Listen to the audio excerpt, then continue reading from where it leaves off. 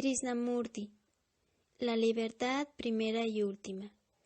El hombre es un ser anfibio que vive a un tiempo en dos mundos, el mundo de lo dado y el mundo de lo hecho por él mismo, el mundo de la materia, la vida, la conciencia y el mundo de los símbolos.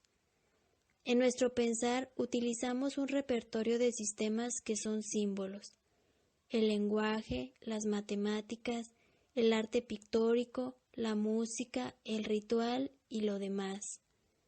Sin tal sistema de símbolos no habría arte, ni ciencia, ni filosofía, ni siquiera tendríamos los rudimentos de la civilización. En otras palabras, descenderíamos a la animalidad. Los símbolos son, pues, imprescindibles. Pero como lo comprueba la historia de todos los tiempos, los símbolos también pueden tener consecuencias fatales. Como ejemplo, tómese de un lado el dominio de la ciencia y del otro el de la política y la religión. El pensar en términos de cierta clase de símbolos y el actuar en respuesta a los mismos nos ha permitido comprender y hasta cierto punto dominar las fuerzas elementales de la naturaleza. En cambio, el pensar en términos de otra clase de símbolos y el actuar en respuesta a ellos nos hace utilizar esas fuerzas como instrumentos para el asesinato en masa y el suicidio colectivo. En el primer caso, los símbolos estuvieron bien escogidos, cuidadosamente analizados y progresivamente adaptados a los hechos de la existencia física. En el segundo caso, los símbolos, originalmente mal escogidos, no han sido nunca sometidos a riguroso análisis, ni tampoco se han ido modificando para ponerlos en armonía con los hechos de la vida humana. Más aún, estos símbolos inadecuados inspiran a todo el mundo tanto respeto como si por arte de magia fueran más reales que las mismas realidades que representan. Así, en los textos de religión y de política no se piensa que las palabras representan defectuosamente hechos y cosas, sino que, por el contrario, los hechos y las cosas sirven para comprobar la validez de las palabras. Hasta hoy, los símbolos han sido utilizados de un modo realista en materias a las cuales no damos la máxima importancia. En todo lo concerniente a nuestros móviles más profundos, persistimos en valernos de símbolos no solo irracionalmente, sino con asomos de idolatría y hasta de locura. El resultado final de todo esto es que el hombre ha podido cometer a sangre fría y por largos periodos de tiempo actos que las bestias solo son capaces de cometer por breves instantes, cuando están en el colmo del frenesí, del deseo o del terror. Los hombres pueden volverse idealistas porque hacen uso de los símbolos y les rinden culto, y por ser idealistas pueden transformar la intermitente codicia del animal en los grandiosos imperialismos de Rhodes o de un J. P. Morgan.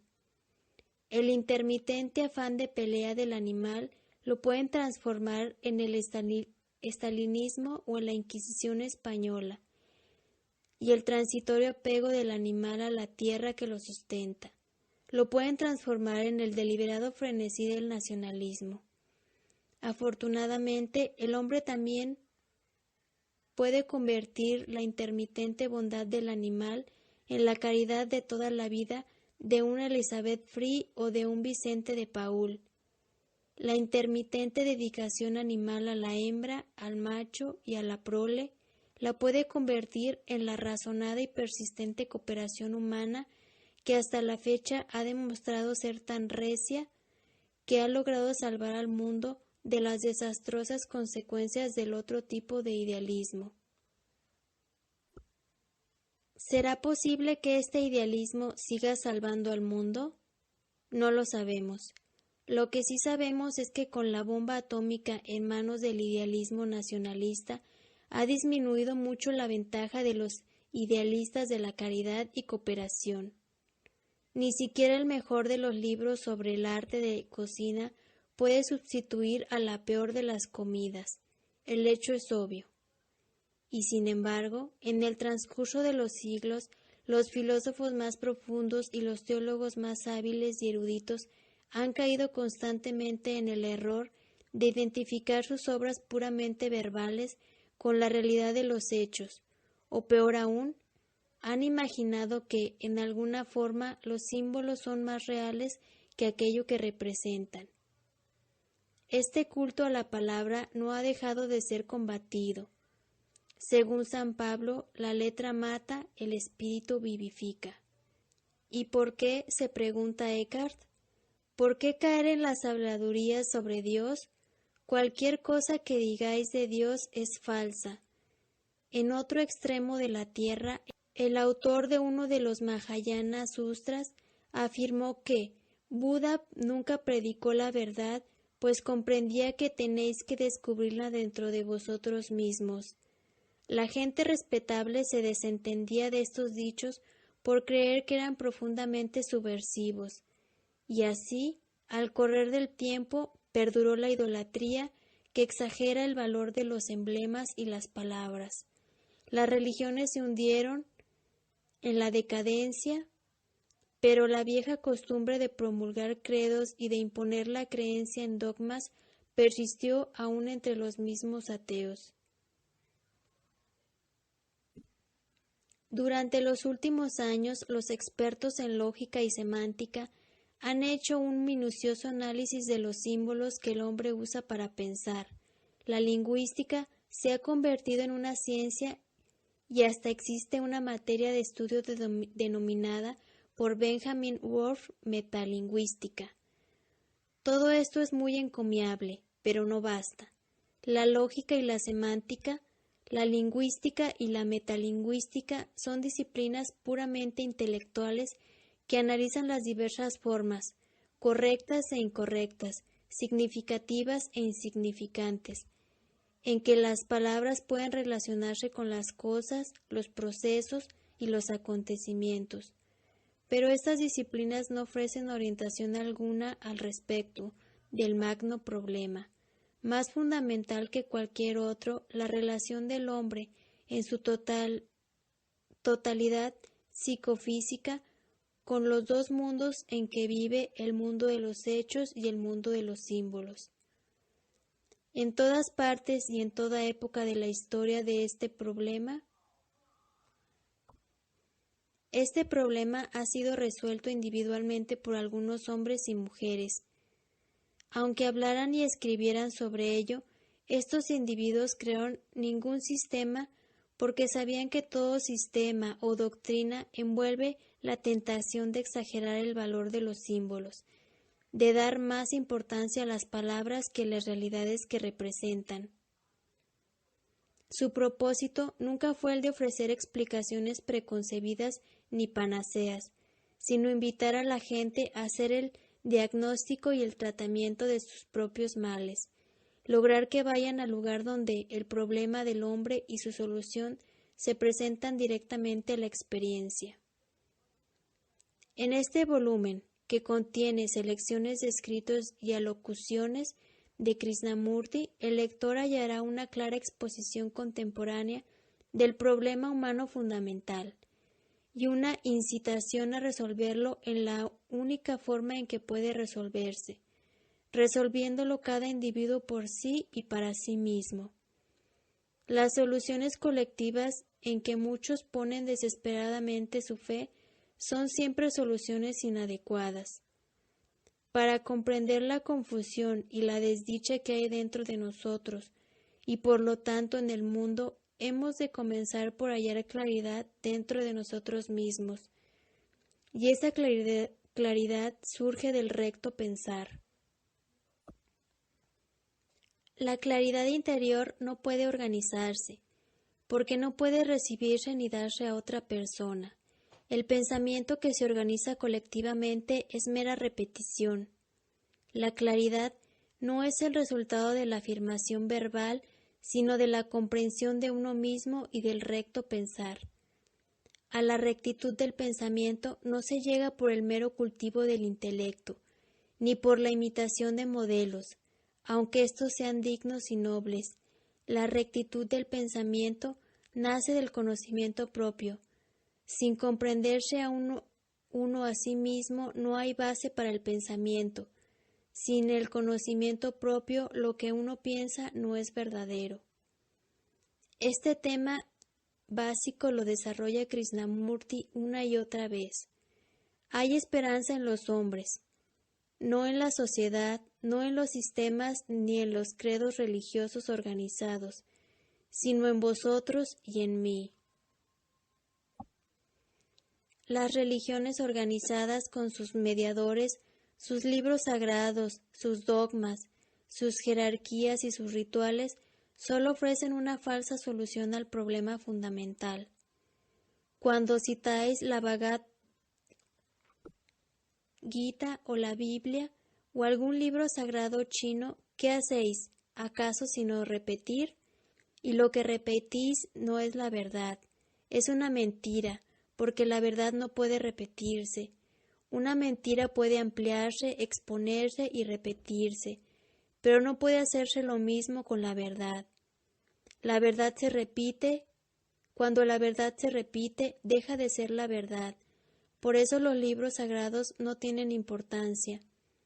Es a través del conocimiento propio, no a través de la creencia en símbolos originados por otros, cómo el hombre llega a la realidad eterna en que está arraigado su ser. La creencia en la perfección y en el valor supremo de cualquier conjunto determinado de símbolos no conduce a la liberación, sino a la historia, a la repetición de viejos desastres de siempre.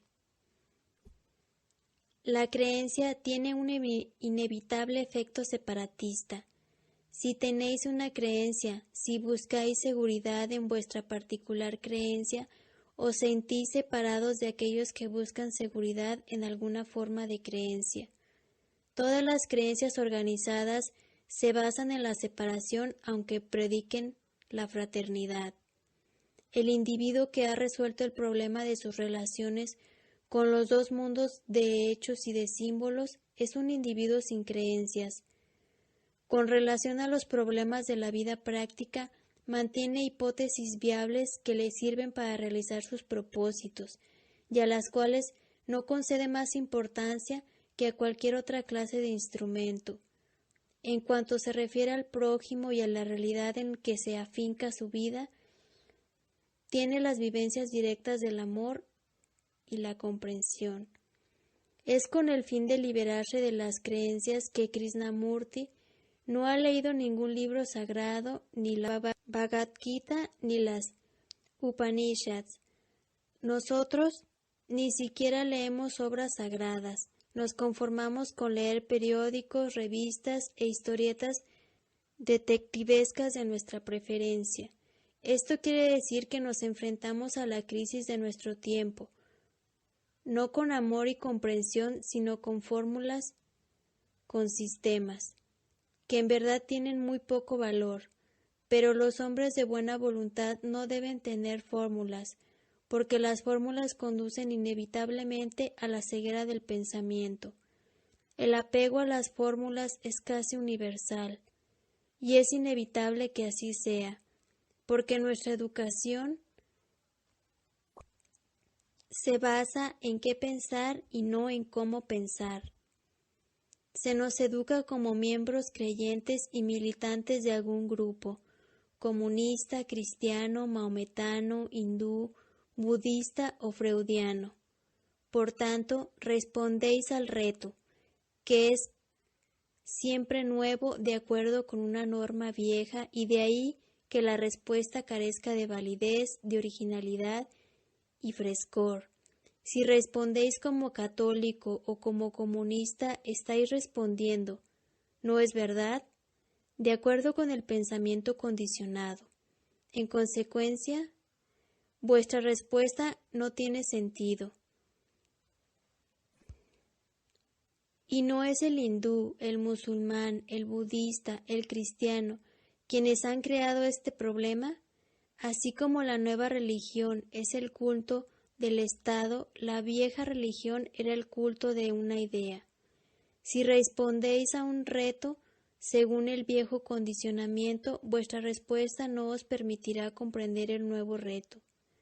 Por eso, lo que uno tiene que hacer para enfrentar el reto nuevo es liberarse, despojarse enteramente del trasfondo, encararse con el reto de un modo nuevo. En otras palabras, los símbolos jamás deben elevarse a la categoría de dogmas y en ningún sistema debe considerarse más que como una conveniencia provisional. El creer en fórmulas y los actos que de esas creencias se derivan no pueden conducirnos a una solución de nuestro problema. Es sólo a través de la comprensión creadora de nosotros mismos cómo puede surgir el mundo creador, un mundo feliz, un mundo en que no existan ideas. Un mundo en que no existan ideas sería un mundo dichoso, porque sería un mundo sin las poderosas fuerzas que condicionan, que obligan a los hombres a emprender acciones impropias. Sería un mundo sin los dogmas consagrados por la tradición que sirven para justificar los peores crímenes y dar estudiados visos de razón a los mayores desatinos. Una educación que nos enseña qué pensar y no cómo pensar requiere una clase gobernante de sacerdotes y de maestros. Pero la idea misma de dirigir a los demás es antisocial y antiespiritual. El dirigente siente satisfecho su anhelo de poder y los que se dejan gobernar por él sienten satisfecho su deseo de certeza y seguridad. El guía espiritual provee a sus discípulos una especie de narcótico, pero alguien podría interrogar, ¿qué hace usted? ¿No se comporta usted como un guía espiritual? Es obvio, contesta Krishnamurti, que yo no actúo como vuestro guía, porque en primer término no os doy satisfacción alguna.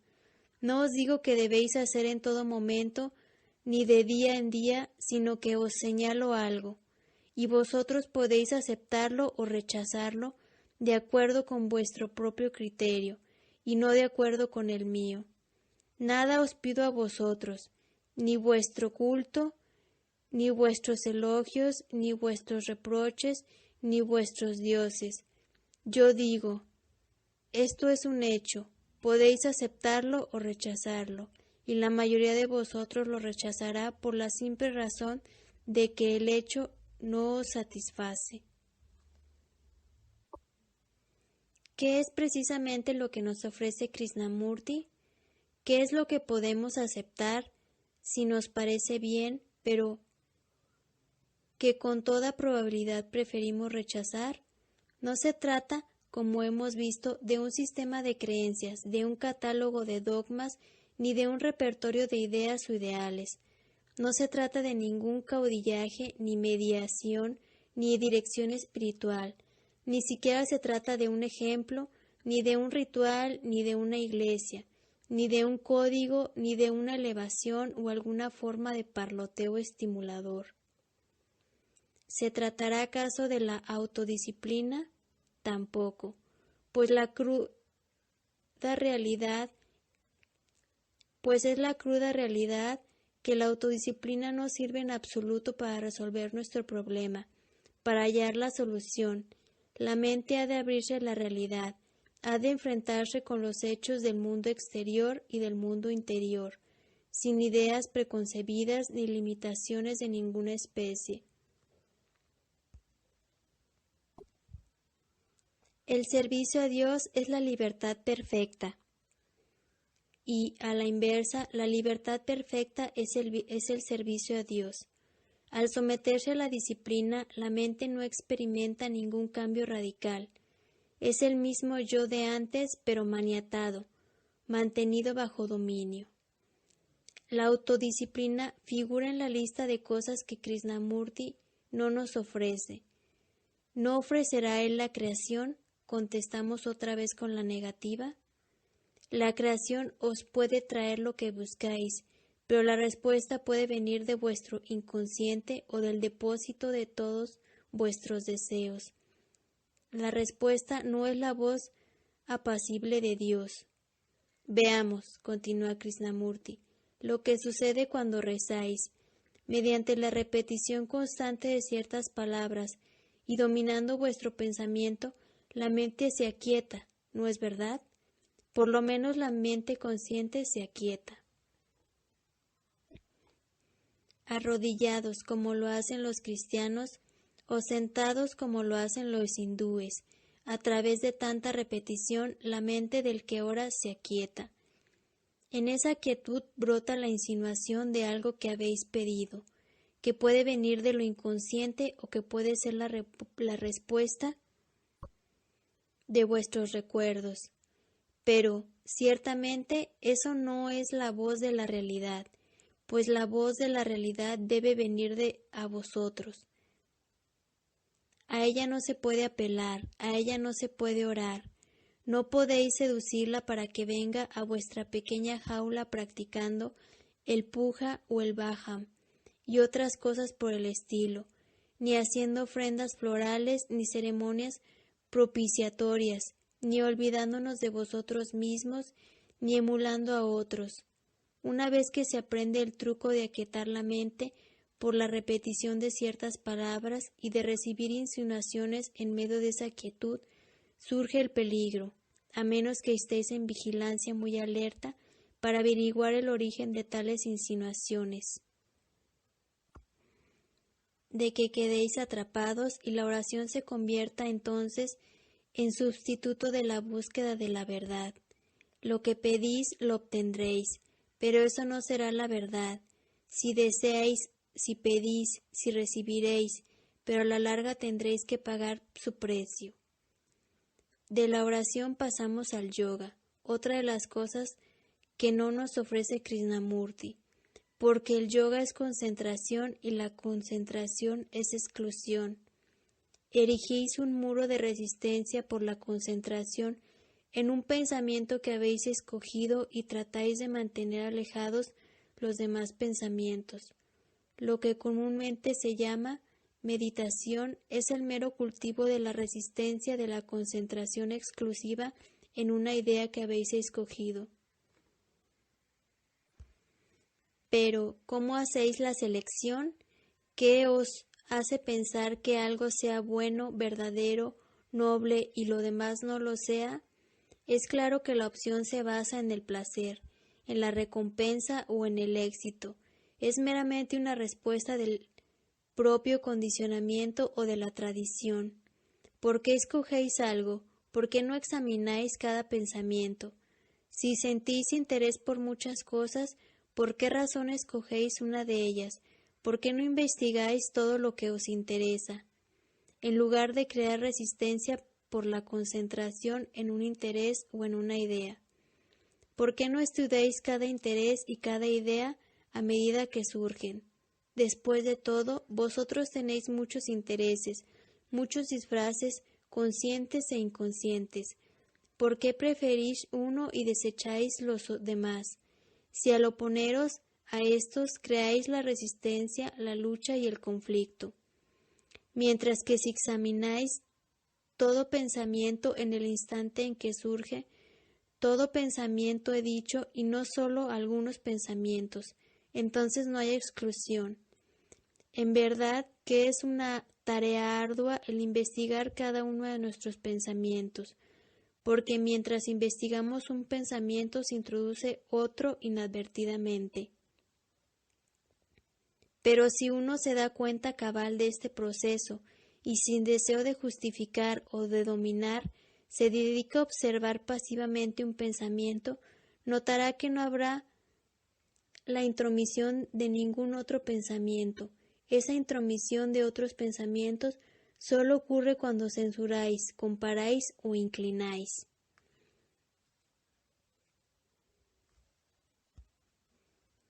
No juzguéis para que no seáis juzgados. Esta enseñanza del Evangelio es tan aplicable a nuestra propia vida como a nuestro trato con los demás. Cuando uno juzga, compara o condena, la mente no está abierta a la verdad, no puede estar libre de la tiranía de símbolos y de sistemas, no puede escapar al ambiente ni al pasado, ni la introspección con un fin predeterminado, ni el autoanálisis dentro de alguna norma tradicional, ni una serie de principios consagrados pueden servirnos de ninguna ayuda. Hay una espontaneidad trascendente en la vida, una realidad creadora, como la llama Krishnamurti, que se revela a uno cuando la mente se halla en estado de alerta pasividad, de captación pasiva sin opinión. El juicio y la comparación irremediablemente nos conducen a la dualidad. Solo la captación pasiva sin opción puede conducirnos a la no dualidad, a la reconciliación de los opuestos en una comprensión total, en un amor total. Si amáis, podéis hacer lo que os plazca, pero si comenzáis haciendo lo que queréis o lo que no queréis hacer en obediencia a algún sistema, a nociones ideales, a prohibiciones tradicionales, jamás amaréis. El proceso liberador ha de comenzar con la comprensión sin opción de lo que queréis y de vuestras reacciones ante cualquier sistema de símbolos que os diga que debéis o no debéis querer eso. Mediante esta comprensión sin opción, a medida que penetra en los estratos profundos del ego y del subconsciente, con el asociado surgirán el amor y la mutua comprensión, pero estos serán de naturaleza muy distinta al amor y a la mutua comprensión que nosotros conocemos. Esta comprensión sin opción, en todo instante y en todas las circunstancias de la vida, es la única meditación eficaz. Todas las otras formas de yoga conducen ya sea a la ceguera del pensamiento, que se deriva de la autodisciplina, o alguna modalidad de arrobamiento provocado por la autosugestión, es decir, a alguna forma de falso samadhi. La liberación auténtica es la libertad interior de la realidad creadora. No es una dádiva, ha de ser descubierta y vivenciada. No es una adquisición que habéis de retener para glorificaros a vosotros. Es un estado de ser como el silencio, en el que no hay devenir, en el que hay plenitud. Esta creatividad no tiene necesariamente que buscar expresión, no es un talento que requiera manifestación externa, no es necesario que seáis un gran artista ni que tengáis vuestro público. Si esto es lo que buscáis, no comprenderéis la realidad interior. No es un don ni es resultado del talento. Este tesoro imperecedero solo se halla cuando el pensamiento se libra de la concupiscencia, de la mala voluntad y de la ignorancia, cuando el pensamiento se libra de lo mundano y del afán de la continuidad personal. Ha de vivenciarse a través del recto pensar y la meditación.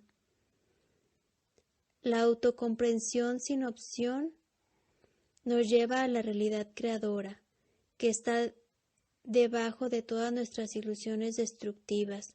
Nos lleva a la serena sabiduría que siempre está ahí a pesar de la ignorancia, a pesar del condicionamiento, que es meramente otra forma de ignorancia. El conocimiento es cuestión de símbolos y es, con demasiada frecuencia, un estorbo a la sabiduría, al descubrimiento de uno mismo de instante en instante. La mente que ha llegado a la quietud de la sabiduría comprenderá el ser, comprenderá lo que es amar. El amor no es personal ni impersonal. El amor es amor, y la mente no puede definirlo ni describirlo como algo exclusivo ni inclusivo. El amor es su propia eternidad, es lo real, lo supremo, lo inconmensurable. Aldous Huxley.